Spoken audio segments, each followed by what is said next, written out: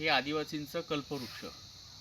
म्हणजे आदिवासी कम्युनिटी जी आहे, म्हणजे मोहक फुलं खाण्यासाठी त्याचा उपयोग करतात. त्याच्यानंतर मोहाचा शुद्ध अर्क, मोहाची दारू पण करतात. खऱ्या अर्थाने ते शुद्ध अर्कच असतं. म्हणजे दारू अतिप्रमाणात सेवन झालं तर ते दारूकडे जातं. मात्र खऱ्या अर्थानं हे आयुर्वेदिक एक तत्व आहे. मोहाची एक टोरी असते, त्याला टोरी म्हणतो मोहाचं ते बीज ते.